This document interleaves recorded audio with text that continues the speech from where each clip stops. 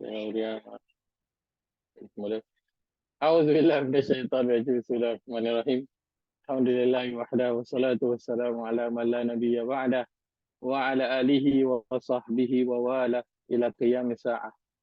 Subhanaka la ilma lana illa ma 'allamtana innaka antal alimul hakim. Allahumma 'allimna ma yanfa'una wanfa'na bima 'allamtana wa zidna ilma. Allahumma inna nas'aluka 'ilman nafi'a wa rizqan tayyiba wa 'amalan mutaqabbala. Allahumma salli wa sallim ala nabiyyina Muhammad. Allahumma salli wa sallim ala nabiyyina Muhammad. Allahumma salli wa sallim ala nabiyyina Muhammad. Allahumma yassir wa la tu'assir. Rabbi tammin bil khair. Allahumma amin. Amma ba'd.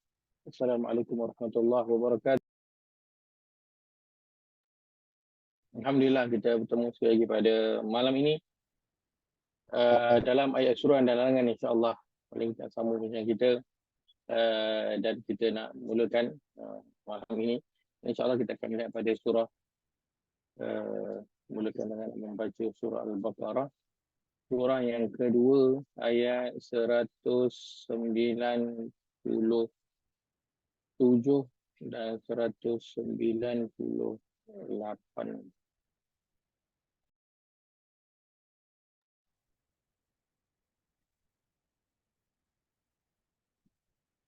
Kita baca ayat yang ke 198 insya-Allah pada halaman 31.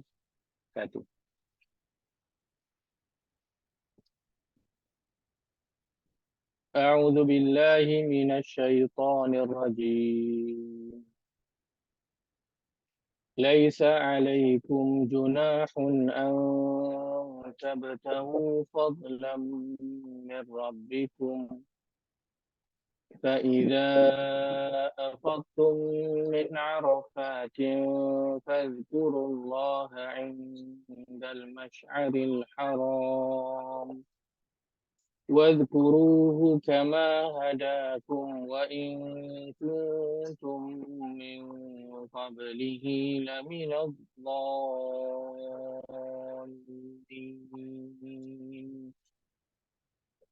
ثم أفيضوا من حيث أفاض الناس واستغفروا الله إن الله غفور رحيم. Terjemahan.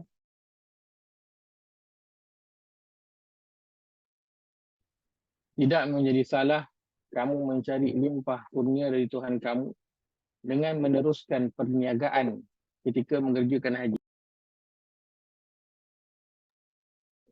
Kemudian apabila kamu bertolak turun dari padang Arafah menuju ke Muzdalifah, maka sebutlah nama Allah dengan doa, talbiyah dan tasbih di tempat Masy'aril Haram di Muzdalifah. Dan ingatlah kepada Allah dengan menyebutnya bagaimana ia telah memberikan petunjuk hidayah kepadamu, dan sesungguhnya kamu sebelum itu adalah dari golongan orang-orang yang salah jalan ibadahnya. Selain dari itu, hendaklah kamu bertolak turun dari Arafah, tempat bertolaknya orang ramai, dan beristighfarlah kamu kepada Allah. Sesungguhnya Allah Maha Pengampun lagi Maha Mengasihani. Baik, kita masih lagi berada pada ayat yang bercerita tentang perihal haji. Kita lihat dia bermula pada ayat 196. Kemudian 197 yang menceritakan tentang antara isi utama. Ini isi utama dalam mengerjakan haji. Seorang itu boleh menjalankan semua rukun-rukun haji, akan tetapi isi daripada haji itu yang Allah letakkan pada ayat yang ke-197, iaitu untuk membina akhlak. Dan daripada akhlak itu masuk dalamnya juga adalah takwa. Maka pembinaan akhlak yang baik ini yang ditekankan pada perihal haji. Kadang kita macam haji itu kita buat keluar duit banyak, masa lagi, susah payah lagi, takkan nak membina akhlak sahaja. Ibadah, manusia boleh melakukan berapa banyak ibadah, tetapi yang merosakkan ibadah itu adalah akhlak yang tidak baik. kepada manusia dan juga kepada Allah Azza wa Jalla. Seperti mana seperti mana puasa, orang boleh puasa berapa banyak pun yang dia nak puasa, kan? Tapi Allah kata ada orang yang Nabi SAW sebutkan dalam hadis, ada orang yang dia berpuasa tapi dia hanya mendapat lapar dan juga dahaga. Puasa dia sah tak? Sah. Dia berpuasa Ramadan penuh. Akan tapi nilainya di sisi Allah ada tak? Tak ada. Dia hanya dapat lapar dan juga dahaga. Kenapa? Antipati. Akhlak itu tidak dijaga. Dia tak jaga apa? Tak jaga mulut. Tak jaga pandangan. Maka akhlaknya dengan Allah dan akhlaknya dengan sesama manusia itu tidak dijaga. Akhlaknya sebagai seorang Muslim tidak diberi perhatian. Seseorang itu boleh saja solat. Berapa banyak solat yang nak solat. Akan tapi ada solat yang seperti solat orang munafik, dia tidak mendapat apa-apa nilai di sisi Allah Azza wa Jalla. Dicampakkan kembali ke wajahnya ketika diangkat naik ke langit, baru sampai ke langit yang pertama. Maka begitu juga nak menjalankan ibadah haji. Orang boleh menjalankan ibadah haji berapa mahal pun package yang dia nak ambil. Akan tetapi nilainya berada di mana? Nilainya berada pada akhlak itu. Dia boleh menjalankan semua rukun haji. Dan haji dia sah. Sah dari segi hukum, haji dia sah. Tetapi ibadah kita bukan lihat daripada sudut hukum sah dan tidak sah sahaja, tapi kita melihat daripada sudut roh kepada ibadah itu. Itu yang akan memberi nilai di sisi Allah. Dan perihal haji Allah tekankan ia adalah tentang pembinaan akhlak sebagai seorang Muslim. Dan kembali ia membawa kepada kita untuk menyimak siapa yang telah mengerjakan haji, iaitu kepada alumni haji, untuk dia revisit balik haji dia itu, dan untuk dia reset balik, dia semak balik macam mana lepas dah balik haji setahun, 2 tahun, 3 tahun, 5 tahun lepas. Mungkin dia merasakan hajinya itu memang sah lah, kan. Mungkin juga ada yang merasakan dia mendapat haji mabrur, akan tapi kemabruran itu nak terus disemak pada apa yang Allah ingatkan dalam ayat-ayat haji, dan ini antara perkara utama yang perlu disemak berkaitan dengan fala rafasa wala fusuqa wala jidala fil hajj. Tak boleh nak berkata perkataan yang buruk, tak boleh nak melakukan maksiat, dosa-dosa kecil, tak boleh nak bertengkar, berdebat, bergaduh mulut semasa pada waktu haji. Dan ini Allah letakkan pada waktu haji.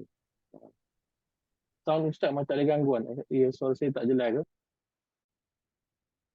Ada bunyi-bunyi apa? Ada macam bunyi-bunyi angin ke? Ada macam-macam bunyi kipas ke apa entah, ada macam Betul lah. background dia. Background Sebab dia saya tak, pasang kipas. tak clear. Okey, macam mana sekarang? Bunyi lebih clear ke? Saya pasang kipas lah. Saya okey, tak ada bunyi apa-apa pun. Okey je, clear. Okey, alhamdulillah. Baik. Ustaz, Assalamualaikum. Salam tuan, Tanya silakan. sikit. Haji Syam. Ya Allah, silakan Haji Syam. Lama sebenarnya tak mendengar Ni, suara Haji Haji Syam. Mabrur ni Ustaz. Ya, Haji saya. Mabrur ni start daripada kita balik haji sampai kita meninggal Ustaz, kan? Perangai kita, akhlak kita ni. Betul. Nak kena jaga. Betul. Wow. Betul. Ia hanya bukan setakat pada haji atau balik haji. Kan selalu balik haji lepas haji mabrur, lepas tu dah, kan. Tak. Dia apa? Sesuatu yang perlu kita maintain. Perlu kita maintain. Macam gelaran-gelaran lah, kan. Gelaran orang dapat ada gelaran doktor ke, engineer ke, datuk ke, kan. Kalau buat kesalahan, kemungkinan dia boleh tu ditarik semula penganugerahan tersebut. Maka haji mabrur, pertamanya tak ada siapa kita pun yang tahulah kita haji mabrur ataupun tidak. Kita cuma tahu kita dah pergi buat haji lah. Itu yang pertama. Mabrur ataupun tidak, itu yang tahu hanya Allah SWT sahaja. Mungkin kita bolehlah rasa sikit-sikit bila kita mungkin lebih rasa ada perubahan kita sebelum haji dan selepas haji. Akan tapi yang lebih mencamar daripada itu adalah nak terus maintain. Nak terus maintain apa yang Allah nak sampaikan dalam haji itu. Sebab itu bila sampai je pada musim haji, kan, yang perlu beri perhatian pertama adalah orang yang nak pergi haji. Sudah tentunya. perlu beri perhatian kepada ayat-ayat yang menceritakan tentang haji, bukan saja nak belajar tentang perihal rukun-rukun haji, nak buat haji macam mana, tapi kena belajar ayat-ayat yang berkaitan dengan haji, kena mentadabbur ayat berkaitan dengan haji. Yang pertama. Yang kedua, masuk lagi musim haji, bakal haji. Orang yang bakal nak pergi buat haji, sama ada mungkin dia dipanggil ataupun tidak, kan? Dia rasa belum lagi tahun ni tak dapat panggilan, tapi tetap dia perlu mempelajari apa. Mungkin dia nak kata aku nak pergi belajar, pergi kursus haji, tak perlulah sebab aku belum lagi dipanggil. Nanti kan tahun depan panggil, lupa pula dah, kan? So apa yang perlu dibuat, bakal haji juga perlu beri perhatian sebagai bentuk persediaan dia, iaitu dia mula mentadabbur ayat-ayat berkaitan dengan haji. Dan sudah tentu kumpulan yang ketiga, iaitulah alumni haji, pasti perlu memberi perhatian kerana ia adalah tentang orang-orang yang pergi menunaikan haji dan orang yang telah menunaikan haji, dan ia perlu sebagai latihan kepada orang yang belum lagi, yang bakal menunaikan haji, kena mula dah praktis. Untuk apa? Apa yang sebut antaranya dalam ayat ke-197 ni yang utama, kena praktis dah untuk jangan cakap perkataan yang buruk, kena tinggalkan semua dosa-dosa yang kecil. Kalau sebut tentang meninggalkan dosa yang kecil, maka sudah pastilah dosa besar pun kena tinggalkan. Seperti mana Allah sebutkan dalam ayat ni, tak boleh rafasa wala fusuqa wala jidala fil hajj. Tak boleh buat ketiga-tiga perkara ini ketika mengerjakan ibadah haji. Maka ini khusus kepada ibadah haji. Maksud dia lain daripada ibadah haji boleh buat ke? Sama. Lain daripada luar daripada ibadah haji juga tak boleh buat. Tapi Allah highlightkan lebih khusus dalam ibadah haji ini tentang tiga perkara ini. Dan tapi tiga perkara ini mungkin waktu kita pergi kursus haji, kan, mungkin ada yang diperingatkan, mungkin ada yang tidak diperingatkan. Yang mungkin sering diperingatkan ialah suami isteri kena jaga, jangan sampai terlajak, kan. So, itu yang selalu diperingatkan. Akan tetapi perihal dosa-dosa kecil ini mungkin kurang diberi perhatian, tentang isap okok ke, pergi membuang masa, kan, masih lagi duduk pergi bersantai-santai. Sebab antara pengalaman kita pergi menunaikan umrah sebelum ini di Madinah, itu memang depan hotel lepas daripada solat, memang orang akan isap okok lah dekat hotel. Sebelum solat pun akan bersantai depan hotel tu, sebelum lagi solat isap okok dulu. So kita pergi dan balik solat, kita dihidangkan dengan bau-bau okok. Pergi dan juga balik. Ketika di Mekah juga tak kurang juga, kan. Kalau masuk dalam clock tower tu, saya pernah teman ayah saya pergi minum kopi, so pergi ke Starbucks dekat dalam tu. Yang duduk dekat situ isap okok, duduk dekat dalam Starbucks. Dia kan macam dekat dalam mall, tapi taklah orang rasa macam mall sangat, tapi boleh isap okok dekat dalam tu, dekat Starbucks. Sambil duduk minum kopi sambil isap okok. Dan ramai juga orang daripada belah Asia lah. Maka perihal fusuqa, meninggalkan dosa-dosa kecil ini perlu diberi perhatian, kerana ia menjejaskan nilai haji. Dia bukan menjejaskan, mungkin orang kata ini tak ada rukun haji, dia tak masuk rukun haji, dia tak sah juga, kan. Tak, dia menilai, memberi kesan kepada nilai haji di sisi Allah. So dosa-dosa kecil, membuang masa, itu dah termasuk dalam bahagian dosa kecil. Kadang orang rasa tak ada apalah, duduk santai-santai ke, tak ada buat apa, melewat-lewatkan solat dan sebagainya. Itu semua dosa-dosa kecil yang perlu diberi perhatian. Kemudian tentang jidal, tentang bertengkar dengan orang, berganda mulut dengan Pak Arab ke, dengan orang yang ketika tawaf tu tolak-tolak, ataupun nak keluar masuk masjid tolak-tolak, nak naik eskalator pergi tingkat atas, berebut dalam saf, bergaduh dengan askar. Itu semua jidal, kita bertengkar. Perlu diberi perhatian. Juga jidal dalam diri kita. Kita mungkin tahan mulut kita daripada cakap dengan orang, nak bergaduh dengan orang, tapi dalam hati kita, dia ni tak patut dia macam tu, pahallah dia buat macam tu, dia tak tahu ke benda tu tak boleh ni. So dia berjidal dalam diri dia. Akhirnya dia hilang fokus pada zikir dan juga doa, dan ingatan dia kepada Allah terhilang sekejap. Kenapa? Kerana dia sedang duk berjidal, bertengkar, berdebat. Dalam jidal maksudnya berdebat dalam diri dia, bercakap tentang orang. Dan perihal haji, memang daripada mula sampai habis kita akan bertemu dengan orang lagi sangat banyak, dengan perangai yang lagi macam-macam, dalam keadaan kita ketika itu sangat tak selesa dan penat. So kita akan lebih mudah nak marah. Sebab itu perihal akhlak, ini isi utama haji yang Allah nak bina. Sebab itu dia perlu diberi perhatian. Sedangkan tadi ada nak bertanya soalan? Tak ada? Oh, tadi macam ada orang unmute tadi nak bertanya. Baik. Okey, ini pada ayat ke-197 menjadi satu perkara yang perlu disemak semula, perlu revisit balik pada alumni haji, macam mana dia dengan rafasa, fusuqa dan juga jidal. Kalau tiga perkara ini masih kita balik-balik ke yang dulu, maka janganlah kita merasakan, oh aku masih lagi haji mabrur, ataupun marah kalau orang tak panggil kita haji. Aku dah pergi haji tau. Sedangkan rafasa, fusuqa dan juga jidal ini dia masih lagi melakukannya. Salah satu daripada tiga perkara ini. Baik. Kemudian di penghujung ayat yang ke-197 ni Allah kata, wattaquni ya ulil albab, dan bertakwalah kepadaku wahai orang-orang yang berakal, yang dapat memikir dan memahaminya. Ulil albab adalah orang yang saya sebutkan memikir dan memahami, maksudnya orang yang dia ada ilmu. Orang yang dia ada ilmu. Beritahu kepada kita bahawa jika nak bertakwa, apa yang bekal yang perlu ada? Ulil albab. Orang yang akalnya itu cerdik, iaitu ulil albab. Kalau kita, ini memberitahu kepada kita kena ada ilmu.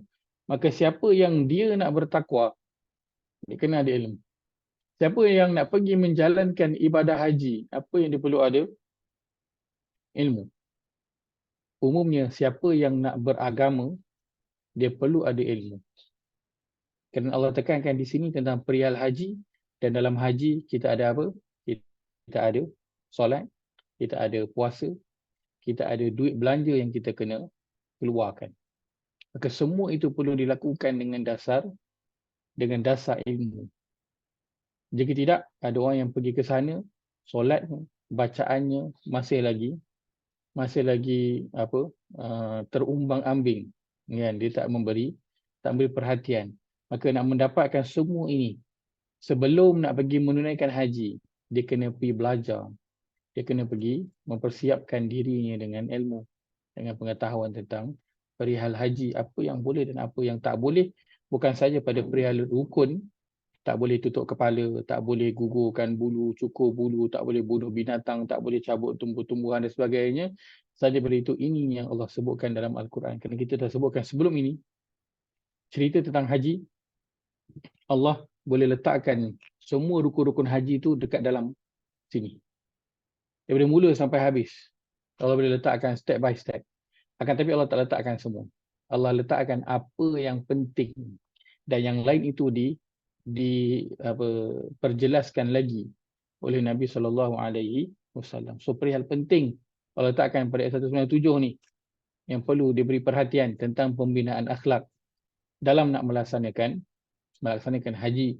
Dan bila seorang itu balik pada haji, bayangkan semuanya akhlak memang haji mabrur punya akhlak. So bayangkan setiap orang Islam dia akan pergi haji minimum sekali, kan? So bayangkan setiap orang yang balik itu akhlaknya itu jadi akhlak haji mabrur, akhlaknya akhlak yang baik, sangat baik. Maka bayangkan betapa satu negara Islam itu akan semua akhlaknya baik. Semua akan hidup dengan aman damai, tak ada lagi huru-hara, tak ada lagi dengki ke, gaduh-gaduh ke, apa ke dalam satu komuniti ataupun dalam satu negara itu. Sebab semuanya dah bagi camp. Dia pergi masuk camp dah. Dia pergi haji, dia macam pergi camp. So balik daripada camp tu, kena ada perubahan lah. Kalau kita pergi team building ataupun company hantar kita pergi satu kursus, kan? So balik daripada kursus tu, kita dah belajar kemahiran, skill dekat kursus tu.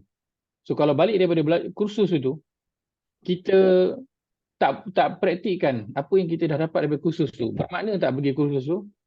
Tak bermakna lah, kan? Kalau kita balik daripada kursus tu, kita gunalah skills yang kita pelajari itu untuk masa setahun. Lepas setahun kita dah tak guna dah skill tu, bermakna tak pergi hantar kursus tersebut, tak bermakna dah. Jadi perlu digunakan di sepanjang selepas daripada kursus tersebut. Maka ataupun haji mabrur itu perlu dipertahankan sepanjang kehidupan kita. Dan ia bukanlah bermakna kalau macam tu baik saya pergi haji waktu tua, kan? Sebab sikit je masa saya nak mempertahankan haji mabrur tu sampai meninggal, tak. Ia bukan perihal nak mempertahankan gelaran haji mabrur itu, akan tapi dia perihal akhlak Islam yang nak dibina dalam haji. Ayat 198, kita ambil potongan daripada ayat 198. Ini kita bacakan tadi. Allah sebutkan selepas pada itu, ada satu perkara lagi lepas pada itu pada awal ayat 198, tapi poin kita ialah pada bahagian akhir ayat 198 ini Allah sebutkan fadhkurullaha indal masy'aril haram. Baik.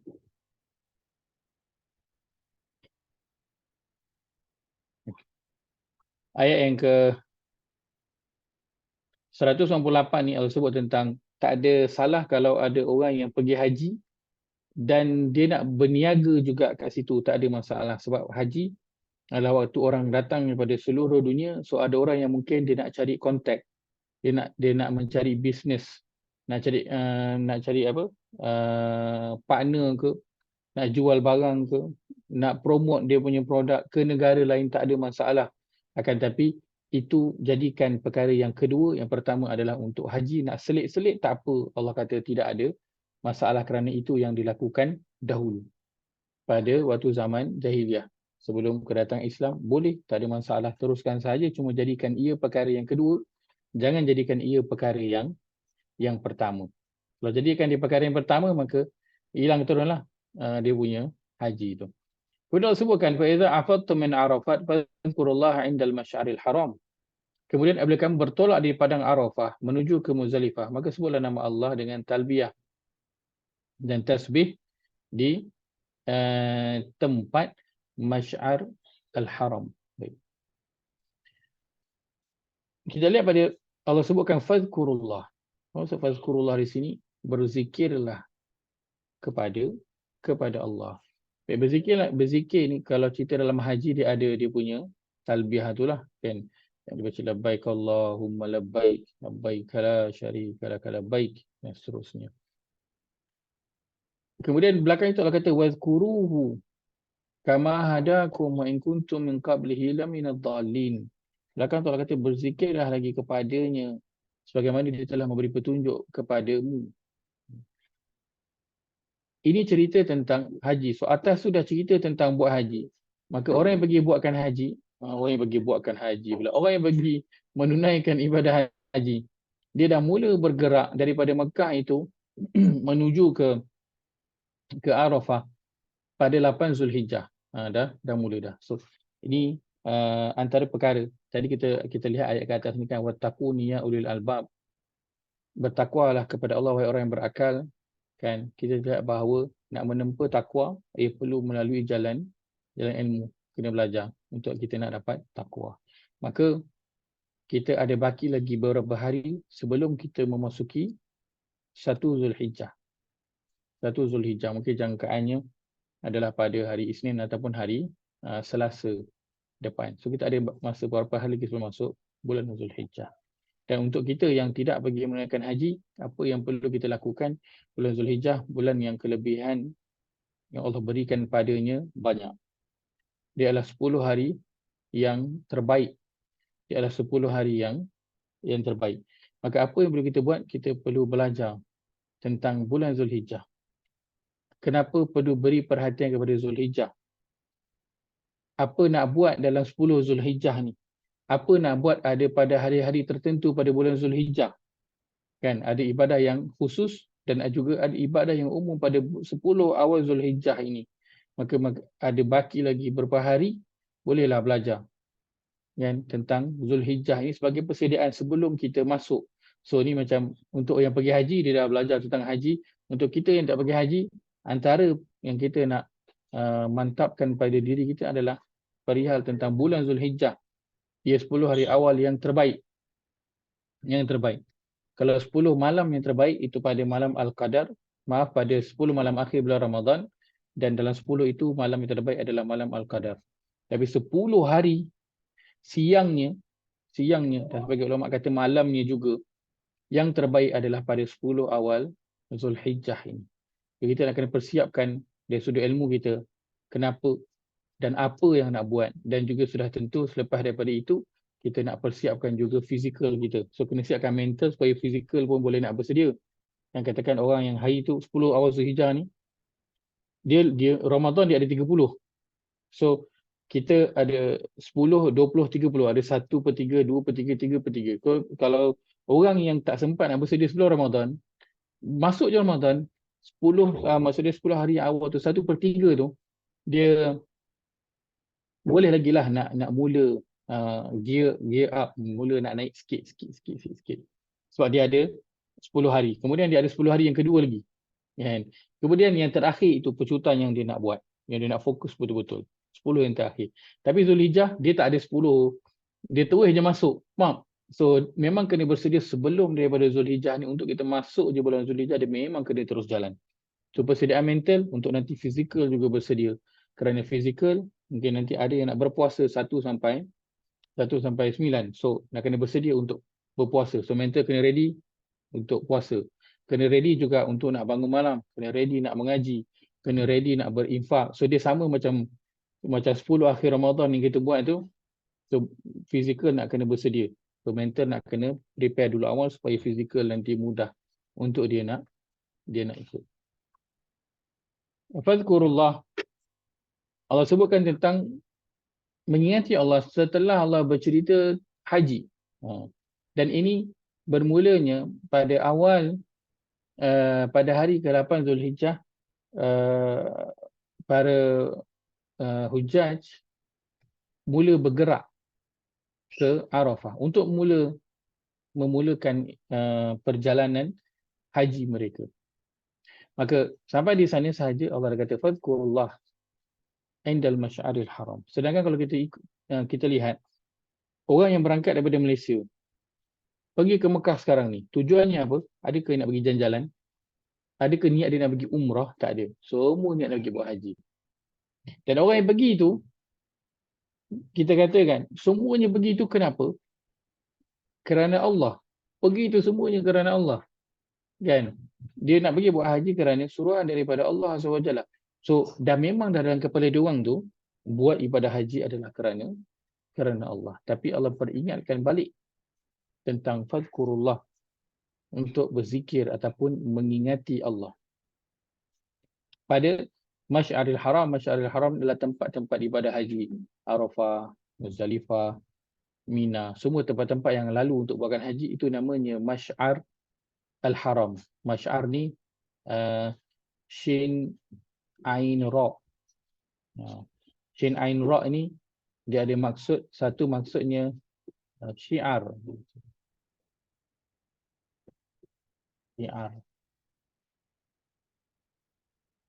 Satu maksudnya sedar. Satu maksudnya perasaan. Ni. Dalam Quran kita ada wahum la yash'urun. Kan, sedangkan mereka tidak menyedari. So sedar, perasaan juga dengan shin ain ra, sya'ar juga kan, perasaan. Dan ia juga bermaksud syiar. So Masy'aril Haram ni syiar al-haram. Maksud dia tanah-tanah haram yang menjadi syiar untuk buat haji. Itu yang dimaksudkan dengan Masy'ar al-Haram. Maka kena mengingati Allah di tempat-tempat itu, dan tempat-tempat itu semua. Bila orang ada kat Muzdalifah, orang ada kat Arafah, orang ada dekat Mina, orang semua akan ingat tentang apa? Dia tengah buat haji dan dia memang akan ingat Allah Azza wa Jalla. Tapi tetap Allah kata fazkurullah. Allah suruh ingat kepada Allah. So ini kita take note. Kali pertama Allah sebutkan tentang fazkurullah. Agar mengingat Allah Azza wa Jalla. Kenapa? Kerana Allah nak ingatkan balik tujuan awal datang buat haji dulu. Wa atimmul hajja wal umrata lillah. Dan sempurnakanlah ibadah haji dan juga umrah kerana Allah. So itu awal niat kita bila pergi buat haji. Maka Allah ingatkan balik. Fazkurullah. Maka ingatlah Allah. Ingat Allah. Sebab belum lagi mula buat haji ni, baru nak mula buat haji. Tapi Allah dah ingat dah. So ingat Allah. Kenapa? Kerana dalam pada perjalanan kita itu mungkin ada waktu yang kita terlupa nak ingat kepada Allah. Sampai kat sana, sampai kat Madinah contohnya, ataupun sampai dekat Mekah, sampai satu tempat yang asing kan. Kita pun macam excited, teringat nak pergi beli tuih jubah. Kan, teringat nak pergi try lah tempat-tempat yang viral dekat Madinah ni yang ada satu jalan tu semua stall-stall yang kecil-kecil tu kan. Oh, teringat nak pergi try yang tu dah. Teringat orang kata belikan ini, teringat orang kata belikan ini. Sekarang teralik dengan benda-benda yang lain. Ya. Maka Allah ingat balik, fadhkurullah, ingat balik Allah. So ingat balik tujuan. Jangan lupa. Supaya stay fokus dulu. Padang mahsyar tu sama ke Ustaz? Tak. Kalau mahsyar itu ejaannya mahsyar. Kalau Datin Zuraida tanya berkaitan dengan masyar dan juga mahsyar lah, ada berbeza kerana ejaannya berbeza. Ejaannya berbeza. Yang kedua, mahsyar ini maksudnya tempat berhimpun. Tempat berhimpun. Bunyinya macam sama. Kerana memang kalau tempat dalam bahasa Arab dia akan bermula dengan mim. Mim, baris atas. Ini menunjukkan kepada tempat. Contoh kalau kita kata pejabat, office. Dalam bahasa Arab apa? Dalam bahasa Arab adalah maktab. Kalau tempat nak solat, kita panggil apa? Masjid. Dia mula dengan mim, masjid. Kalau tempat nak belajar, kita panggil apa? Madrasah. So dia bermula dengan huruf mim. Biasanya dia akan berbaris. Baris atas menunjukkan kepada tempat. Okay. Maka fadhkurullah, Allah ingatkan balik untuk terus kekal fokus walaupun waktu tu baru nak mula berangkat. So Allah suruh ingat balik kepada Allah Azza wa Jalla dulu sebelum nak mula balik ibadah haji. Kemudian Allah sebutkan dalam kata wazkuruhu kama hadakum, dan ingatlah kepada Allah sebagaimana dia telah memberi petunjuk kepadamu. So waktu nak mula menunaikan haji tu Allah suruh ingat balik. Waktu mula nak berangkat. Macam mana boleh sampai ke situ? Itu semua atas apa? Hidayah daripada Allah SWT.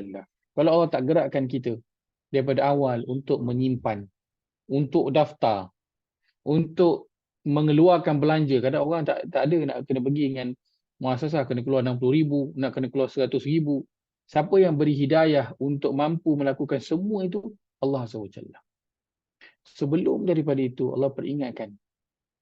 Siapa yang beri hidayah kepada kita semua kepada Islam? Allah SWT. Allah SWT. Sebelum daripada bulan haji, apa yang kita lalu? Kita lalu pada bulan Ramadan. Dan bulan Ramadan, apa yang Allah kurniakan kepada kita? Syahrul Ramadan allazi unzila fihi al-Quran. Hudan linnas. Sebagai petunjuk kepada manusia. So Allah suruh ingat balik bagaimana kita pada awal dulu, kan? Sebelum Islam, Allah lahirkan kita, Allah berikan kepada kita nikmat Islam. Kemudian Allah beri kepada kita hidayah dan petunjuk hingga kita boleh sampai di tempat menunaikan haji pada hari itu. Maka terus ingat kepada Allah. Kenapa Allah suruh ingat kepada dia tu? Sebagai bentuk kesyukuran kita kepada Allah Azza wa Jalla. Sebagai bentuk kita terus berterima kasih kepada Allah Azza wa Jalla. So bila kita sedangkan bila kita buat haji tu, dia susah ke senang? Dia susah. Dia bukan satu ibadah yang mudah. Dia satu ibadah yang tak selesa. Satu ibadah yang susah. Daripada mula nak menunaikan haji, kita dah mula merasakan kesusahan dia. Apa yang susah dia? Duit. Apa yang susah lagi? Susah perasaan meninggalkan ahli keluarga di Malaysia. Susah, berat dia. So kita ada fizikal dan juga spiritual punya susah dalam nak menunaikan haji ini. Ya. Maka Allah suruh ingat kembali kepada dia walaupun kita sedang melalui kesusahan demi kesusahan, dan kita akan bakal mengalami lagi kesusahan. Dan ini dia lebih kurang sama apa yang kita lalu ayat sebelum ini, iaitu ketika mana Allah peringatkan kepada Bani Israel. Ya Bani Israel. Apa dia? Uzkuru ni'mati allati an'amtu alaikum.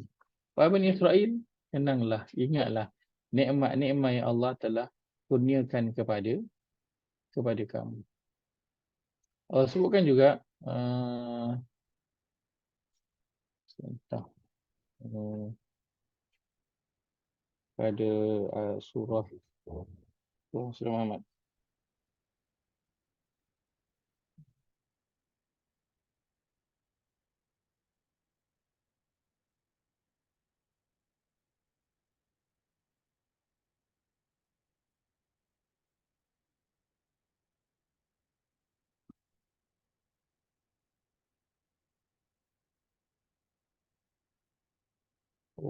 Surah apa tak ingat. Bayangan tu ada, saya tak ingat surah apa. Surah Muhammad. Apa perkataan dia?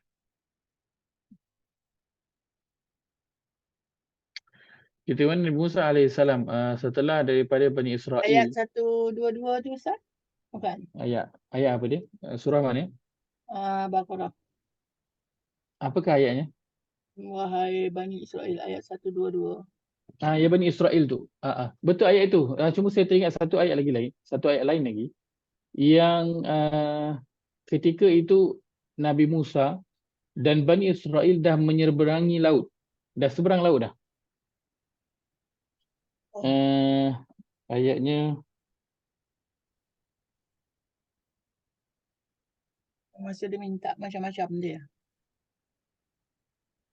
ini betul-betul lepas daripada Lepas daripada tu. Daripada Mm-mm. menyeberang. Betul. Okey, okey. Ni antara ayatnya. Okey. Surah 14. Okey. Surah 14 ayat ke-6.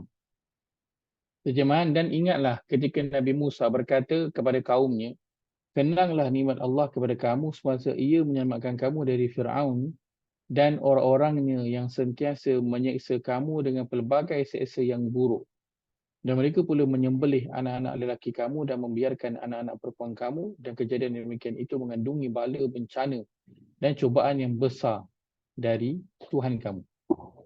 Hey. Ini Nabi Musa lafazkan bila? Nabi Musa sebut ini waktu dah menyeberangi, dah selamat daripada Fir'aun, dah seberang laut dah. Dan kenapa Nabi Musa sebut begini? Kerana setelah menyeberangi lautan itu, apa yang mereka jumpa di sebelah sana? Apa yang mereka jumpa? Adakah mereka menjumpai satu kumpulan orang yang welcome diorang macam Nabi datang ke Madinah? Tak. Adakah diorang jumpa satu bandar yang diorang boleh pergi duduk kat situ, ada hotel, ada kedai makan? Tak ada. Apa yang diorang jumpa bila seberang laut? Dia jumpa padang pasir. So, padang pasir apa yang ada? Tak ada apalah. Memberi gambaran kepada kita daripada selamat daripada Fir'aun dan juga tentera dia. Seberang laut sampai kepada padang pasir. Tempatnya apa? Panas. Tak selesa. Ada air tak? Tak ada. Nak berehat, ada tempat tak? Adalah. Baringlah atas pasir. Kan? Selesa tak? Tak selesa. So, Bani Israel baru lepas daripada Fir'aun, dan waktu dia duduk di Mesir itu, adakah satu memori yang indah? Tak. Dia menjadi hamba kepada Fir'aun. Bani Israel, dia adalah hamba, diperhambakan oleh Fir'aun. Dia bukan jadi rakyat biasa di Mesir itu, bukan. Dia jadi hamba kepada Fir'aun. Lepas tu Fir'aun suka-suka je nak buat apa dekat dia orang ni. Nak sembelih anak ke, anak lelaki, nak biarkan hidup anak perempuan, nak suruh buat apa, nak ambil harta, semua dia. Fir'aun tak kisah, dia buat je apa yang dia nak buat. Bani Israel adalah ketika itu di bawah Fir'aun. So dah susah kat situ. Kena kejar, dah sampai dah detik yang paling cemas dah. Dah nak kejar, nak kena tangkap hingga ada daripada kalangan Bani Israel kata habislah kita. Memang dah tak ada chance dah. Tapi Nabi Musa kata, Tuhan aku takkan membiarkan aku, dia pasti akan beri petunjuk kepada aku. So selamatlah Bani Israel seberang laut. Seberang daripada laut yang mereka jumpa adalah kesusahan dan juga kepayahan. Bukannya kesenangan. Ingat dia selamat daripada Firaun. Dia macam ibarat keluar daripada mulut apa? Keluar daripada mulut singa masuk ke mulut buaya. Macam itulah keadaan ni kalau nak menggambarkan. So situasinya susah juga bila dah selamat daripada Firaun. Tapi apakah perkara pertama yang Musa cakap kepada kaum dia? Dia kata uzkuru ni'matallahi alaikum. Dia suruh kenang balik. Kenang balik, ingat balik. Sebut balik nikmat yang Allah dah berikan kepada kamu sebelum-sebelum itu. Selamat daripada Firaun, selamat daripada azab, selamat daripada disembelih anak lelaki dan dibiarkan hidup anak perempuan. Dibiarkan hidup anak perempuan itu bukan satu nikmat. Yang perempuan itu akan dipergunakan oleh Firaun, tak nikmat pun. Anak yang dibunuh tak nikmat, anak yang dibiarkan hidup pun tak nikmat kepada Bani Israel tu. Tapi apa yang Nabi Musa suruh? Dia suruh ingat balik. Kenapa? Kerana bila kita kenang balik semua nikmat yang Allah dah berikan kepada kita, kita memang sedang menghadapi kesusahan, tapi Allah suruh ingat balik diri dia. Dan Allah suruh ingat balik nikmat-nikmat Allah telah berikan. Maka Allah nak kita timbulkan dalam diri kita perasaan syukur. Perasaan syukur. Daripada syukur itu, dia akan membantu kita untuk sabar.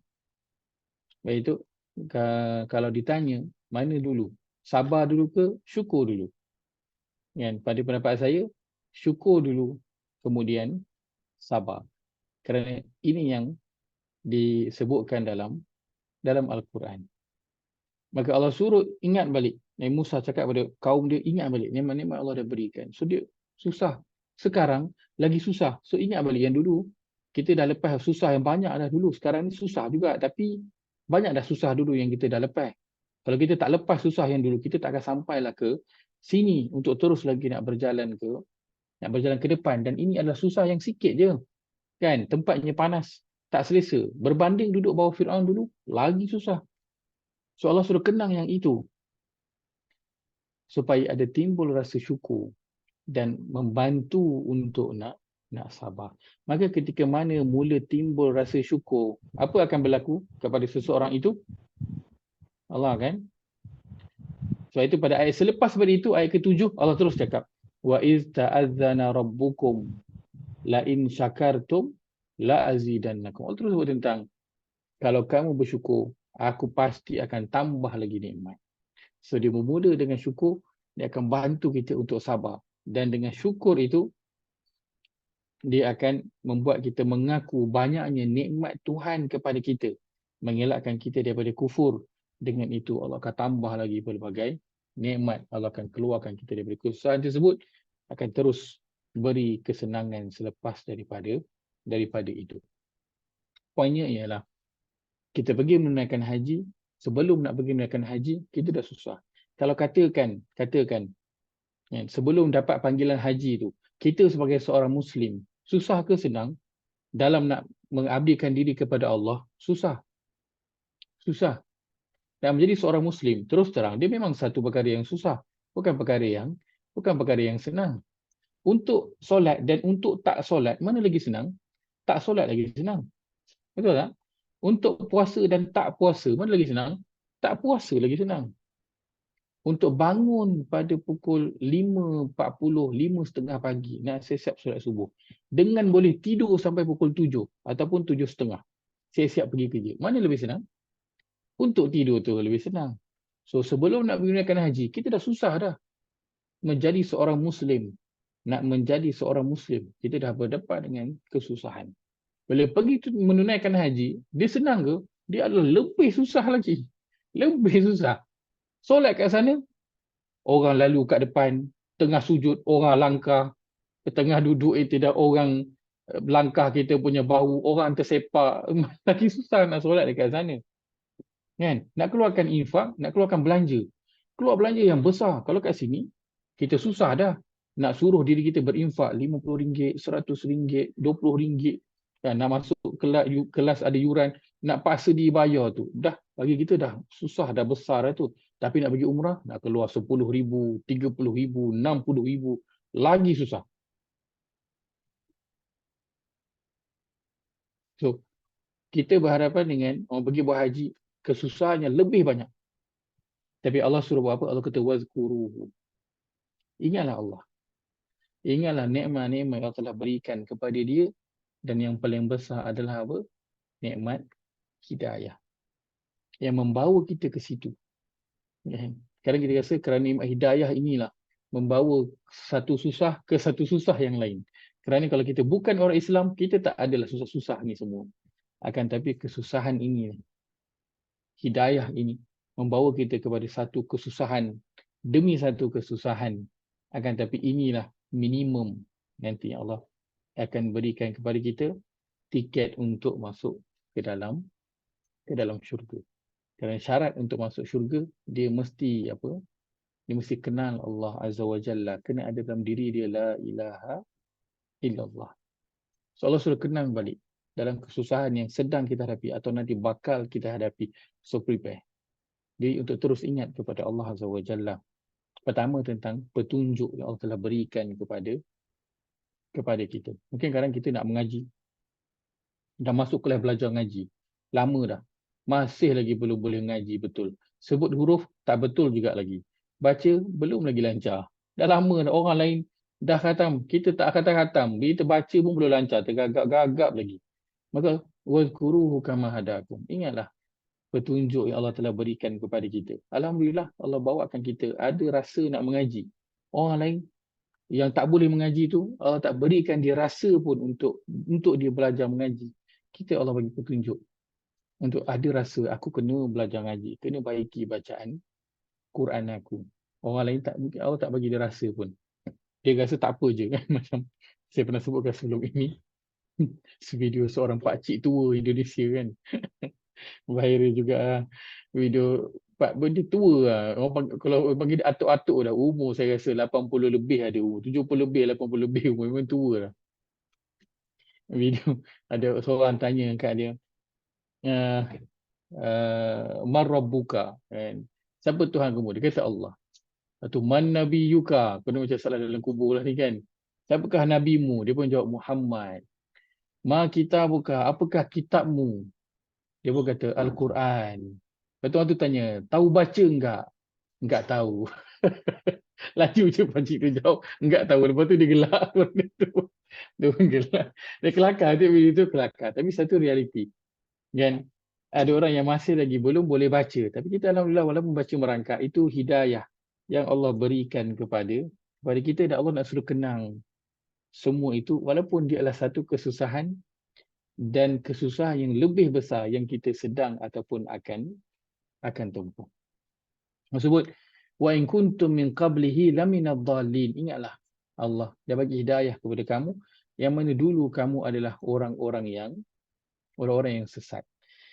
Ini sama ingatan yang Allah berikan pada surah yang ke-62 ayat yang kedua, iaitu huwallazi ba'atsa fil ummiyyin rasulan minhum yatlu 'alaihim ayatihi wa yuzakkihim wa yu'allimuhumul kitaba wal hikmah wa in kanu min qablu lafi dhalalim mubin. So Allah ingatkan balik, Allah hantar, Allah utus kepada kita semua adalah Nabi Muhammad SAW.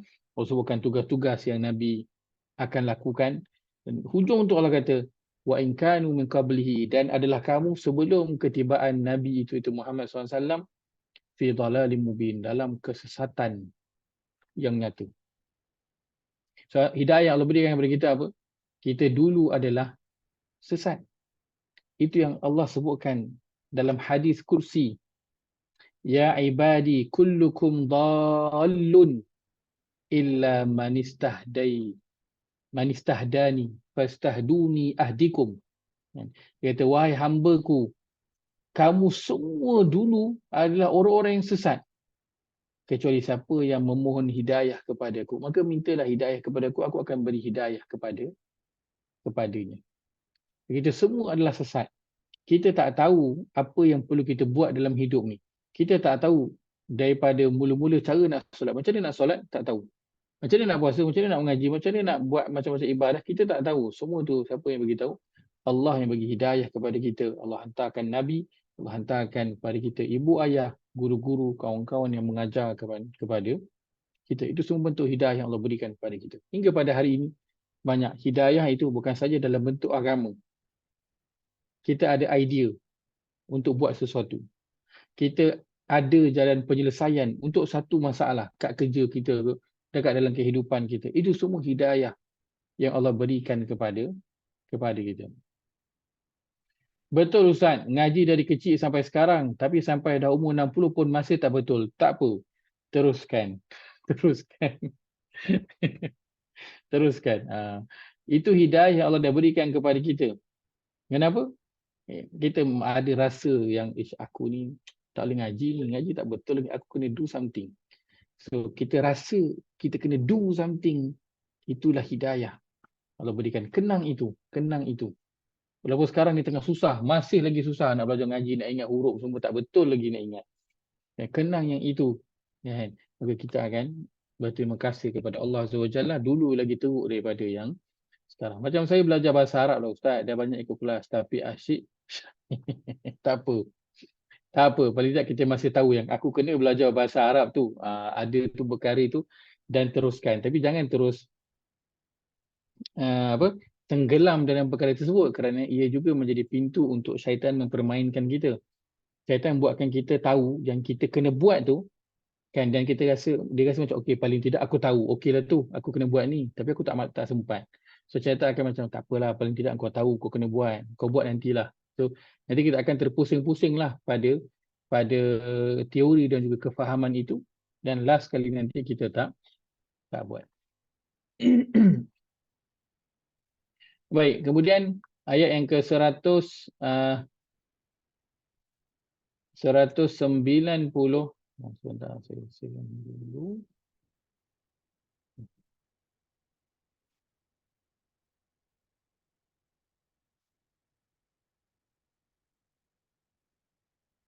Kemudian ayat ke 199, kita lihat ayat selepas itu sebentar. Saya dengar save sekejap, lambat pula di sini. Screen yang ini. Sebentar.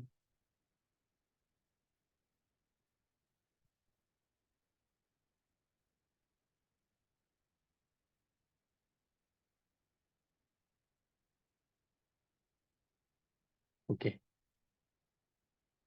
Ayat ke 199. Ayatnya panjang. Ayat 199 ini pendek. Tsumma afidhu min haitsu afadha an-nas wastaghfirullah. Selain dari itu, hendaklah kamu bertolak dari Arafah, tempat bertolaknya orang ramai, dan beristighfarlah kamu kepada Allah dengan memohon ampun. Baik. Allah sebutkan lagi sekali. Hendaklah kamu bertolak turun dari Arafah.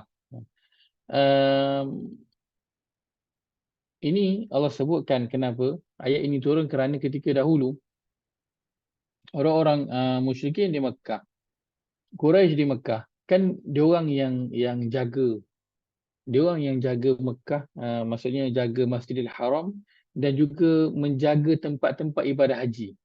Kan diorang yang jaga. So haji ketika dulu pun ramai. Maka apa yang mereka lakukan ialah ketika orang semua berada di Arafah, mereka akan duduk di Muzdalifah. Sebab tu semua ke Arafah, dia duduk kat Muzdalifah, tak ramai lah.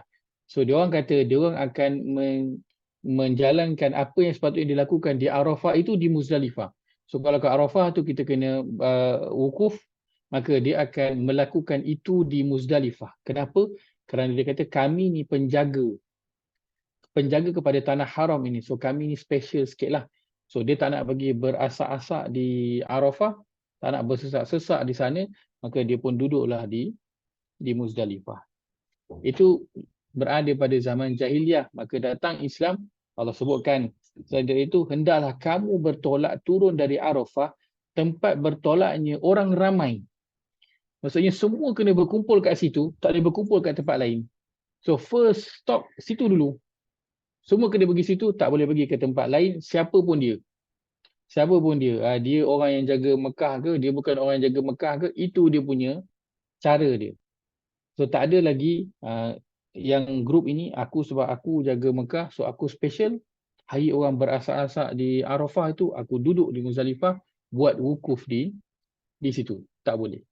Semuanya kena pergi ke Arafah pada hari tersebut. Maka sebab itu Allah sebutkan bertolak turun. So maksud dia kena ada di kawasan bukit Arafah, di kawasan situlah. Tak mesti di bukit itulah, di kawasan situ.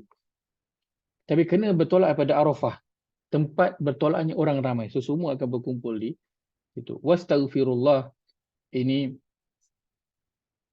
bahagian yang kita nak lihat. Wastaghfirullah, Allah suruh agar beristighfar kepada Allah. Baik. Sekarang ni tengah berada di mana? So baru first kali pit stop dia adalah di Arafah, betul? So baru mula.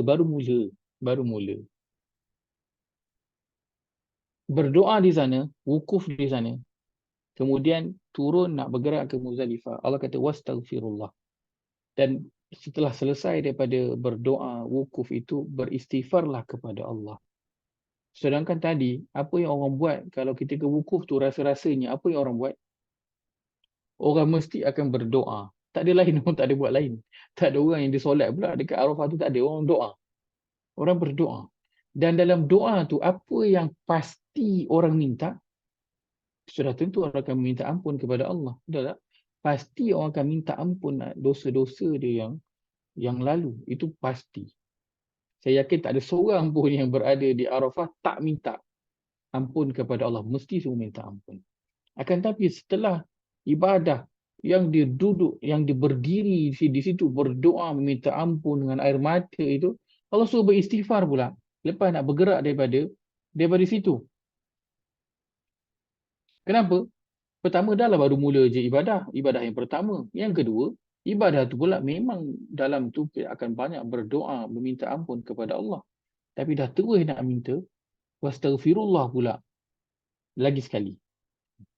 Kenapa Allah sebutkan yang demikian? Rasa-rasanya kenapa? Kita berkongsi rasa. Kenapa rasa-rasa? Ada siapa yang nak berkongsi? Saya padam kejap yang ini. Untuk padam. Okey. Kongsi apa Ustaz? Kongsi pendapat. Kenapa Allah suruh beristighfar lagi sedangkan dia Kenapa? dah Kita berminta banyak ampun dosa, kena banyak-banyak. istighfar. Baru sudah minta ampun tapi nak bertolak pun dia suruh beristighfar lagi. Nak bertolak ke Muzdalifah. Baru je duk minta ampun banyak-banyak kat Arafah tu dengan air mata semua. Nak bergerak tu Allah suruh istighfar. Tadi Allah suruh ingat kepada Allah. Ni Allah dah suruh istighfar. Sedangkan waktu tu orang akan banyak untuk mula bertalbiyah balik kan. Waktu tu mana nak bertalbiyah. Dan waktu tu baru dia lepas istighfar. Suruh istighfar lagi. Kenapa? Dia kata kerana kita banyak dosa. Baik? Semestinya kita banyak dosa. Yang pertama. Dan kita dah minta ampun dah waktu ke Arafah tu. Dan bila mula nak bergerak tu, kita dah. Tu yang pasal kalau puasa diampunkan yang akan datang Ustaz. Istighfar. Kalau siapa puasa hari. Untuk diampunkan segala dosa yang akan datang. Sebab kita tak tahu yang dosa Baik, itu telah betul. diampun. Sebab dosa kita banyak. And always berlaku tanpa sedar. Jadi kalau kita secara beristighfar, fikiran, Allah secara akan rasa ampunkan. hukum. Kalau kita beristighfar, dah pasti ke Ustaz? Allah akan ampunkan. Kat mana nak cari ayat pasti kat sini? Perkataan kalimah pasti kat sini. Bila kita beristighfar, Allah pasti ampunkan. Tak nampak pula. Saya rasa kita kena sabar banyak masa ni. Kita akan banyakkan buat dosa kecil selepas Arafah. Kita akan bertemu macam-macam macam orang nak melontar, orang di belakang lontar kawan kita lah. Macam-macam ni, bergaduh lah, berbual kat bas. Sebab tu kena istighfar banyak, kena sabar betul-betul. Daripada pengalaman saya begitulah. Memang kena sabar betul-betul. Sebab saya tengok saya kat Arafah, saya satu bas tu ada 4 imam. Apabila sembahyang dia tak, imam-imam tu semua tolak-tolak masing-masing, dia tolak saya ke depan. Saya pun tak faham. Dia orang yang alim ulama, dia tolak saya ke depan. Saya kena sabar je, kata apalah dia. Jadi nak marah, tapi tu dah sebab tak boleh nak marah, kata sabar tu. Astagfirullah. Itu yang dari pengalaman. Lepas tu bila naik berebut, nak cari batu berebut ni. memang kena sabar masa tu. Masya Bila Allah. saya bawa isteri saya dengan bawa mak saya, alamak, saya memang kena, saya rasa itulah istighfar banyak yang jadikan sabar banyak. Oh, betul. Kalau kita pergi seorang pun, dia dah mencabar. Kalau kita bawa orang lagi, terutamanya orang tua kan, orang tua kita, parent, lagi banyak sabar yang diperlukan. Masya Allah. Jazakallah khairah, Haji Syam. Perkongsian. Sebagai orang yang dah pergi haji, pengalaman itu membantu. Baik, wastaghfirullah. Allah suruh mohon ampun kepada Allah. Kenapa? Kerana setelah kita di Arafah itu kita wukuf, kita dah doa minta ampun kepada Allah. Maka itu kita sebut adalah momen kita dengan siapa? Momen kita dengan Allah ketika itu. Kan? Waktu itu orang tak berborak-borak. Orang hanya akan berborak dengan Allah Azza wa Jalla sahaja ketika itu. Dia adalah momen kita dengan Allah sahaja. Dan itulah hari yang Allah sebutkan. Tak ada hari yang Allah membebaskan hamba-hamba dia daripada neraka melainkan daripada hari Arafah. Nak bayangkan kalau kita sebutkan, kalau kita lihat malam Al-Qadar, besar tak malam tu? Sangat besar. Sangat agung malam tu. Lebih baik daripada 1000 bulan malam tu. Malam tu siapa yang turun? Malaikat turun naik malam tu. Para malaikat yang banyak dan juga malaikat Jibril turun naik pada malam itu dah. Sangat besar, sangat hebat dah. Malam tersebut Allah sebutkan ganjarannya lebih baik daripada 1000 bulan. Malaikat turun naik pada malam itu. Tapi apa yang istimewanya hari Arafah? Ialah apa? Nabi sebutkan dalam hadis pada hari Arafah. Siapa yang turun? Nabi sebutkan malaikat. Siapa yang turun pada hari Arafah? Allah sendiri. Allah yang turun pada hari itu. Dan tidak ada hari yang Allah berikan yang menyelamatkan hamba-Nya daripada api neraka kecuali hari tersebut. Dan hari itu Allah sendiri yang turun.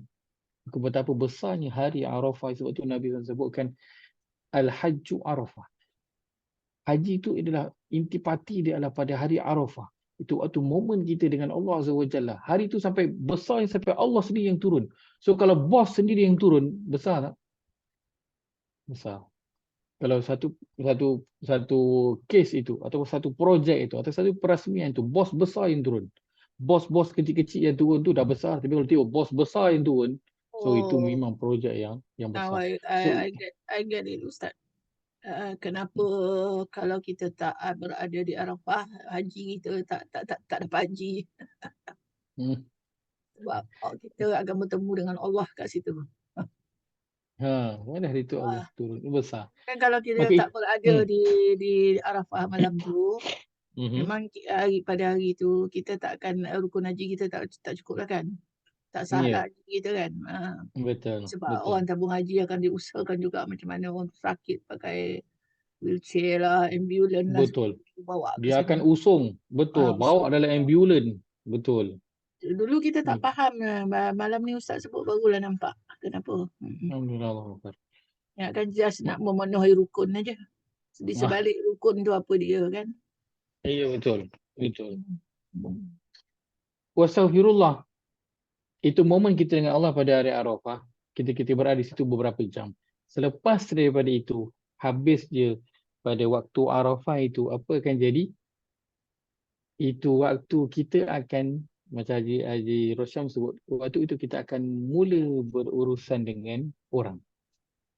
Kita habis je berdoa, kita habis je wukuf di Arafah. Ketika itu, kita habis je turunkan tangan kita, habis je kita menangis ketika itu, mata kita dah mula pandang kepada orang yang berada di sekeliling, kita dah nak mula bergerak. Waktu itu kita akan banyak berurusan dengan orang, dan waktu mula berurusan dengan orang, Allah terus kata, wastaghfirullah.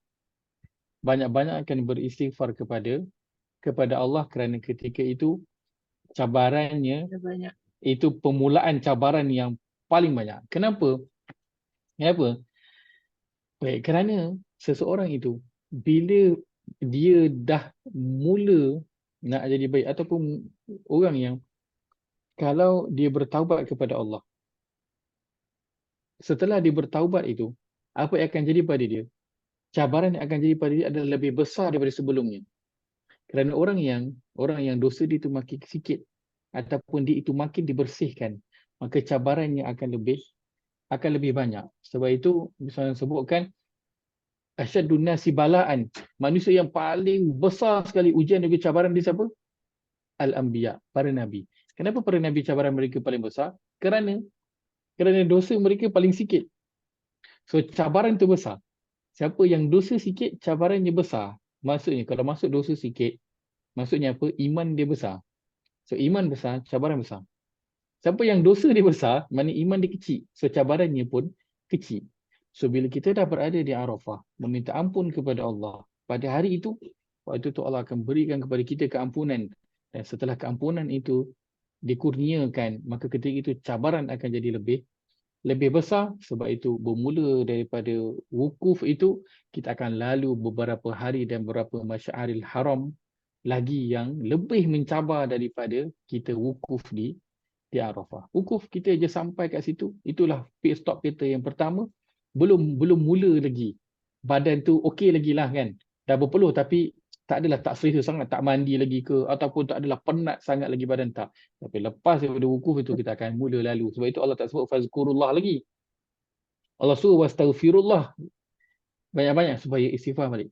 Kuatkan balik diri. Ingat balik. Tadi baru minta ampun. So jangan tambah salah yang baru. Baru padam tadi, salah yang tadi tu Allah dah tutup dah.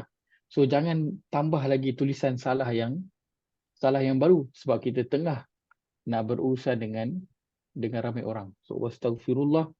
Allah minta selepas daripada Arafah itu agar beristighfar banyak-banyak kepada Allah. Dan innallaha ghafurur rahim.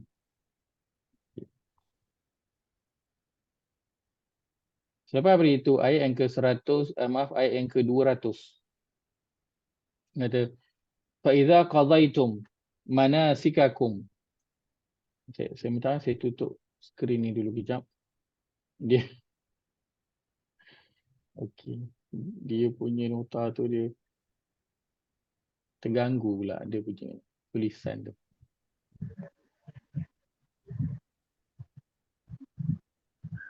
Okey, barulah. Elok. Okey. Ayat 200 fa idza qadaitum. Belum. Saya tak share lagi.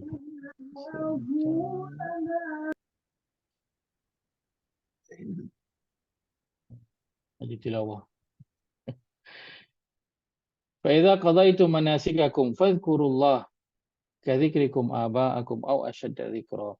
Kemudian apabila kamu telah selesai mengerjakan amalan ibadah haji kamu, maka Allah suruh apa? Fadhkurullah.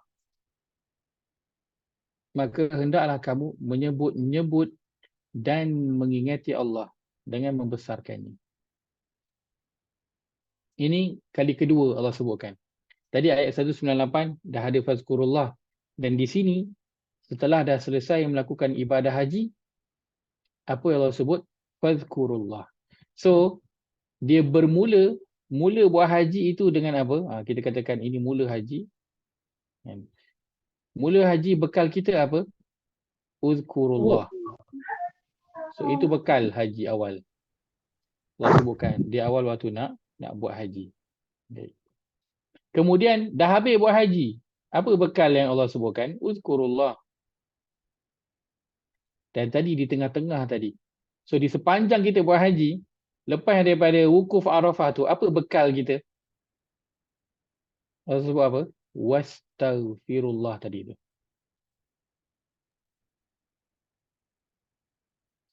So mula-mula nak buat haji, Allah suruh ingat kepada Allah. Di sepanjang kita buat haji, kita ada Muzdalifah, kita mabit, kita pergi melontar. Itu semua bekalnya apa? Astaghfirullah. Ini bekal dia. Kemudian bila dah selesai semua buat haji, ini Allah ingatkan balik. Fazkurullah balik. Iaitu nak buat apa? Dah habis buat haji itu, Allah suruh ingat balik nikmat-nikmat Allah. Macam mana tahu nikmat-nikmat Allah?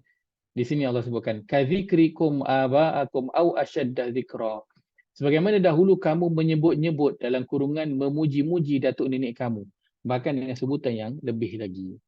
So, Allah bukan suruh sebut nama dia, bukan suruh berzikir, bukan suruh ingat dia sahaja, tapi yang khususnya ialah Allah suruh kita sebut-sebut ataupun memuji apa nikmat yang Allah dah bagi pada kita. Itu yang khususnya. Sebab waktu dulu selepas mereka menunaikan haji pada jahiliah dulu, Lepas dia orang buat haji, apa yang dia buat? Dia akan duduk berkumpul. Dah habis buat haji, so relax lah. Macam kita lepas solat, duduk lepak minum kopi. So dia akan duduk kumpul. Dan waktu dia berkumpul tu, apa yang mereka akan sembangkan? Mereka akan sembang tentang keturunan masing-masing. Tentang kehebatan mereka, tentang asal usul mereka. Datuk nenek dulu pedagang yang hebat. Orang yang kuat, tentera yang hebat. So dia akan duk cerita tentang kelebihan keturunan masing-masing. Maka Allah kata, boleh tak kalau nak buat macam tu? Boleh lah. Itu memang Arab dia suka sembang-sembang benda yang macam tu. Tapi Allah kata, ingat kepada Allah dan puji Allah, itu perlu lebih banyak lagi daripada duk sembang tentang keturunan kita semua. Kadang kita bila jumpa orang lain, oh saya daripada sini, saya punya ayah, saya punya atuk, asal saya. Kan kita banyak jumpa orang baru dan kita akan banyak bercerita tentang diri kita. So boleh tak macam tu? Boleh, tak ada masalah. Akan tetapi jangan lupa untuk terus ingat kepada Allah Azza wa Jalla dan terus memuji-muji nikmat yang Allah berikan kepada kita. Kenapa? Kerana selalunya setelah dah selesai buat satu ibadah yang khususlah, orang akan terlupa sekejap kepada Allah Azza wa Jalla. Sebab itu Allah terus kata, waktu mula nak buat ibadah, ingat kepada Allah. Dah habis buat ibadah, kena terus juga ingat kepada Allah. Jangan lupa kepada Allah. Maksudnya orang waktu solat, dia akan ingat Allah. Lepas daripada solat, selalunya terlupa kepada Allah. Lepas tu bila bagi salam je, ingat macam-macam. Terus nak sambung buat kerja. Tak salah untuk sambung nak buat kerja. Sambung nak buat urusan kita. Tak ada masalah. Akan tapi, Allah nak terus suruh kita ingat dia. Supaya dalam apa urusan pun yang kita buat selepas daripada solat, kita akan buat dalam keadaan kita ingat kepada Allah. Maka lepas daripada buat haji, waktu duduk sembang-sembang dengan jemaah haji yang lain, duduk bercerita tentang diri kita dan sebagainya. Maka orang yang kalau dia bersembang dengan jemaah haji yang lain dalam keadaan dia ingat kepada Allah, ada tak dia akan riak dengan cerita diri dia? Ada tak? Tak. Kan? Oh, saya ni duduk dekat clock tower, tapi itulah selalunya saya duduk dekat yang tingkat yang penthouse tu ngadap ke Kaabah, tapi kali ni tak tahulah, tak dapat kan. Dia cerita-cerita yang macam tu kan. So kalau orang yang di dalam bercerita, berkongsi dengan jemaah-jemaah haji, kenalan-kenalan yang baru, maka Allah ingatkan waktu tu kena ingat kepada Allah. So ingat kepada Allah dan kita nak bercerita supaya cerita kita itu tak adalah cerita yang nak meninggikan diri kita. Itu yang pertama. Yang kedua, untuk orang yang pergi buat haji, lepas pada buat haji dia akan jumpa ramai orang dan dia akan dengar banyak cerita. Antara dia akan dengar cerita macam tadilah, dia ni duduk dekat yang hotel Clock Tower, aku jalan kaki jauh belakang tu. Dia duduk pula dekat yang tingkat yang paling tinggi tu. Aku dah lah kat belakang sana, jauh hotel aku biasa je pula tu, lift pun tak ada, kena naik tangga. Kan? So apa yang kita buat? Kita banyak mendengar cerita-cerita orang yang lebih tinggi daripada kita, lebih kaya, lebih senang daripada kita. Maka Allah suruh uzkurullah. Kenang balik nikmat-nikmat yang Allah dah berikan kepada kita yang sangat banyak. Yang mungkin kita tak adalah sama macam dia, tapi kita sendiri personally ada nikmat yang banyak yang Allah dah berikan kepada kita. Maka uzkurullah. Terus ingat kepada Allah. Dalam solat pun dah ingat macam-macam juga. Maka untuk kita, bagaimana? Allah nak peringatkan, sebelum nak melakukan satu ibadah, kita kena fokus lakukan perkara itu kerana Allah. Kita nak solat, kita nak bekerja, kita nak masak, nak lipat baju, nak sedia baju, nak basuh baju, nak masuk kelas, nak mengaji. Kita nak buat tu semua, kenapa? Kerana Allah. Dalam pada kita melakukan ibadah itu, ada ketika yang syaitan mengganggu, lalu kita terlari sikit daripada yang sepatutnya. Kita mula dah mengaji tu, mula dah solat tu, bagus dah kerana Allah. Akan tetapi syaitan masuk bila tiba-tiba ada orang datang, tengok kita tengah solat, aku solat sunat, aku tengah ngaji kan. So kita macam, orang nampak aku ngaji, orang nampak solat. Bukanlah niat kita pada awal begitu, tapi begitu syaitan mengganggu kita dengan perasaan-perasaan yang begitu. Maka nak buat apa? Beristighfar kepada Allah Azza wa Jalla. Sebab itu lepas solat kita bagi salam je kita terus istighfar kepada Allah. Kan? Kenapa kita istighfar? Dia sama tak dengan haji? waktu kita berdiri di Arafah, apa yang kita buat kat Arafah? Kita doa. Dan dalam doa tu ada apa? Minta ampun kepada Allah. Waktu kita di tempat kita, di mana? Kita di Malaysia. Kita solat. Dalam solat, kita buat apa? Kita doa. Solat itu sendiri maksudnya adalah apa? Doa. Selepas kita wukuf di Arafah, Allah suruh buat apa? Allah suruh istighfar. Selepas daripada solat, bagi salam. Benda pertama sekali yang kita sebut adalah apa? Astaghfirullah. Kita juga beristighfar. Maka patternnya adalah sama yang Allah bawakan. Sama. So, kita buat satu ibadah, kita mulakan satu tu kerana Allah. Kita buat ibadah tersebut, lepas kita buat ibadah itu, di sepanjang buat ibadah dan habis ibadah tersebut, lepas habis satu ibadah, beristighfar kepada Allah. Dan selepas itu, kita nak terus menjalankan urusan kita. Nak buat apa? Bekal kita adalah ingatan kita kepada Allah Azza wa Jalla. Kita menjalankan kerja kita, tanggungjawab kita kerana Allah, ingat Allah. So, kita akan buat semua dengan betul. Ni, kalau aku buat macam ni, kalau dia ingat Allah, ya Allah tengok ni. Ini kan tak boleh macam ni, salah ni. So, dia akan buat betul-betul. Dan dalam pada dia menjalankan urusan harian dia tu, dia akan jumpalah dengan pelbagai perkara yang buatkan dia rasa macam aku ni susah hidup, aku ni lepas satu ujian aku. Lepas dia tengok orang lain senang, orang lain anak dia okey, orang lain pasangan dia okey, orang lain kawan dia okey, jiran dia okey. Dia pun rasa macam lemah. Maka Allah kata uzkurullah, ni ingatlah balik semua nikmat-nikmat Allah Azza wa Jalla. Maka bekal kita selepas daripada solat adalah ingatan kepada Allah. Sebelum daripada solat, bekal kita adalah ingatan kepada Allah. Di tengah inilah ibadah yang sedang kita nak lakukan. Di sini adanya solat, di sini adanya haji, di sini adanya puasa. Maka semua ibadah kita berada pada ditutup dan dibuka dan ditutup dengan ingatan kita kepada Allah Azza wa Jalla. Dan di sinilah sebenarnya inilah semuanya masuk dalam bahagian apa? Kehidupan kita kepada Allah. Kita bermula dengan ingatan kita kepada Allah dan kita lahir, mak ayah kita azankan kita hinggalah nanti kita mati. So di sepanjang kehidupan kita, apa yang kita kena buat? Kita kena buka dan tutupnya dengan ingatan kita kepada Allah Azza wa Jalla. So di sepanjang kehidupan ini kena banyak istighfar kepada Allah. Itu saya pernah kongsikan sebelum ini. Kehidupan ini dia adalah apa? Kehidupan ia adalah projek apa? Projek taubat kepada Allah. Inilah dia kehidupan. Kehidupan adalah satu projek.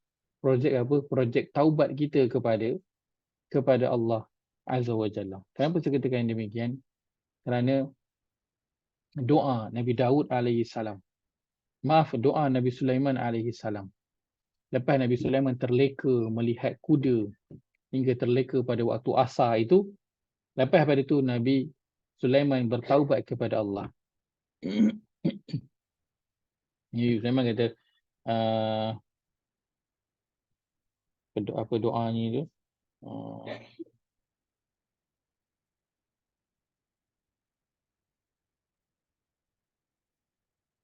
Rabbighfirli, qala rabbighfirli wa habli mulkan la yanbaghi li ahadin min ba'di innaka anta al-wahhab. Pada surah yang ke-38 ayat yang ke-35, Nabi Daud alaihissalam berdoa kepada Allah Azza wa Jalla setelah peristiwa itu, ya Allah, ampunkanlah aku. Dia minta ampun kepada Allah Azza wa Jalla. Selepas daripada itu, apa yang Nabi Daud minta? Dia kata, kurniakanlah kepadaku, ya Allah, mulkan, satu kerajaan. Kurniakanlah kepadaku kerajaan yang tidak ada taranya, yang tidak akan ada pada sesiapa pun kemudian daripadaku. Maksudnya engkau yang sentiasa melimpah kurnianya. So dia minta ampun, lepas buat salah, kena buat apa? Kena minta ampun lah. So betul. Kemudian Nabi buat Sulaiman apa? kan ke Nabi Daud? Nabi Nabi Sulaiman ke Nabi Daud? Nabi Sulaiman mau. Saya sebut Nabi Daud tadi. Saya sebut mula tadi Nabi Daud, betul saya tukar Nabi Sulaiman, betul saya tersebut Nabi Daud balik. Minta Aku maaf. ingat Nabi Daud ni nak lembutkan besi je. Nak lembutkan Ah, hati. Nabi Sulaiman, maaf, Nabi Sulaiman. Itu yang pertama, minta ampun. Yang kedua, dia minta apa? Minta bagi satu kurniaan yang besar kepada Allah. So minta, kalau kita minta harta lah, minta kaya. Dan doa ditutup dengan Antal Wahhab. Engkaulah Tuhan yang maha melimpah kurnianya. Dia refer kepada apa? Ini, nombor dua. Dia bukan refer pada yang pertama. Kalau dia refer pada yang pertama, dia akan kata Innaka antal ghafurur rahim. Dia akan refer yang pertama lah. Tapi tak, Nabi Sulaiman dia highlightkan yang tentang nak minta harta, nak minta kaya. Sedangkan dah buat salah. Dah buat salah, minta kaya. Kena tak? Tak kena. Anak kita kalau buat salah, minta duit belanja lebih. Rasa-rasanya dapat tak? Kita akan kata, nak minta duit belanja lebih. Duit belanja esok pun mak tak nak bagi. Apatah lagi nak minta lebih. Betul tak? So tak kena orang yang buat salah minta kaya. Kaya pula bukan kaya sikit-sikit. Dia minta kaya yang tiada taranya. Tak ada siapa lagi kaya daripada dia. Sampai bila-bila tak ada. Maka kenapa Nabi Sulaiman meminta kekayaan yang begitu banyak? Kan? Kerana Nabi Sulaiman nak menjadikan harta-harta ini semua sebagai apa? Sebagai projek taubat dia. Ini projek taubat dia. Dia nak tebus kesalahan dia. Nak tebus kesalahan dia. Sebab itu kehidupan kita, dia adalah projek taubat kita kepada Allah Azza wa Jalla. Sebab itu lepas pada wukuf itu kena wastaghfirullah.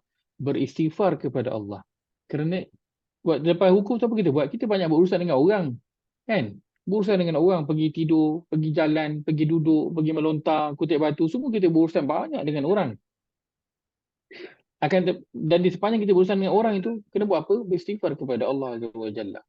So itulah projek taubat kita di sepanjang kehidupan kita mula dan tutup dengan ingatan kita kepada Allah. Di sepanjang kehidupan kita ini, inilah dia projek taubat kita kepada Allah Azza wa Jalla. Wallahu ta'ala alam, saya fokuskan pada malam ini, mungkin Bapak dapat ambil. Ya, saya silakan. Silakan Najir Usyam. Okey, guru saya kata dulu Ustaz. Aduh. Guru saya cakap ni pasal Ghafurli ni, dia kata kita tak ada kerajaan. Jadi dia cakap dengan saya kalau tahiyat sujud akhir ni sebelum tahiyat tu, dia kata Ghafurli as'alukal afiyah. Dia kata gitu. Doanya. Sebab kita tak mungkin ada kerajaan, jadi kita as'alukal afiyah dia kata. Oh, okey, untuk doa yang Nabi Sulaiman ni lah. Okey. Baik, kita mulkan itu maksudnya satu kerajaan ataupun satu kekuasaan yang tiada tadi. Kita memanglah kita tak baik, memang kita takkan ada kerajaan lah kan. Tapi kita adalah teritori kita sendiri, betul tak? Kita raja di kawasan kita. So dia kata minta kebahagiaan, dia kata. Boleh, nak minta yang doa Nabi Sulaiman itu boleh, nak minta yang al-afiyah juga boleh. Sebab doa Nabi SAW dua-duanya. Allahumma inni as'alukal afwa wal afiyah fid dunya wal akhirah. Minta afiah juga adalah doa Nabi SAW. Boleh, tak ada masalah. Cuma yang nak minta kerajaan yang tiada taranya ataupun dia boleh juga membawa kepada satu bentuk kekayaan yang tiada taranya. Nak minta boleh, tak boleh, tak ada masalah. Boleh nak minta, tapi kita nak sebutkan sebelum ini. Waktu kita bincang ayat wa idza sa'alaka ibadi anni fa inni qarib. Kita cakap apa? Nak minta kepada Allah, banyak mana pun kita nak minta. Boleh minta, tapi kena apa? Kita kena bersedia untuk menerima beban apa yang kita minta itu. Sebab bila kita minta tu, kita minta tambah kan? Kita minta tambah. So bila kita minta tambah sesuatu, apa yang kita kena prepare? Badan kita lah kena kuat untuk nak tanggung bebanan yang baru, betul tak? So boleh tak minta kaya kepada Allah, kekayaan yang sangat banyak? Boleh, tak ada masalah. Cuma kita kena sediakan diri kita sebagai tapak yang nak terima benda yang banyak sangat tu. Maksudnya nanti nak buat apa dengan benda tu? Macam mana nak menguruskannya? Sebab itu nanti semua akan menjadi satu bebanan nanti di akhirat. So kalau kita belum lagi ada projek taubat yang kita nak buat, so jangan minta dulu unless kita dah ada nak buat apa dengan benda-benda yang Allah nak kurniakan. Nak bagi duit banyak ke? Nak bagi harta banyak? Nak bagi anak ramai? Nak bagi panjang umur? Nak bagi sihat? Nak minta itu semua boleh, tapi pastikan kita dah ada projek taubat kita. Nak buat apa? Kalau Allah bagi aku umur panjang, aku nak buat apa dengan benda ni? Allah bagi aku kesihatan, aku nak buat apa? Allah bagi aku anak, Allah bagi aku duit, aku nak buat apa dengan semua ni sebagai satu projek taubat. So kalau dah ada, teruskan, mintalah sebanyak mana pun daripada Allah. Tapi kalau belum ada, plan dulu projek apa nak buat. Kalau Allah bagi, selepas itu mintalah kepada Allah Azza wa Jalla. Wallahu ta'ala a'lam. Jazakumullah khairan pada semua meluangkan masa pada malam ini. Moga Allah menjadi sebagai amal yang salih. InsyaAllah kita tutup dengan tahsbih kafarah. Subhanakallahumma wa bihamdika asyhadu an la ilaha illa anta astaghfiruka wa atubu ilaih. Terima kasih semua. Assalamualaikum warahmatullahi wabarakatuh. Waalaikumsalam. Terima kasih, Ustaz. Sama-sama. Barakallahu fiikum.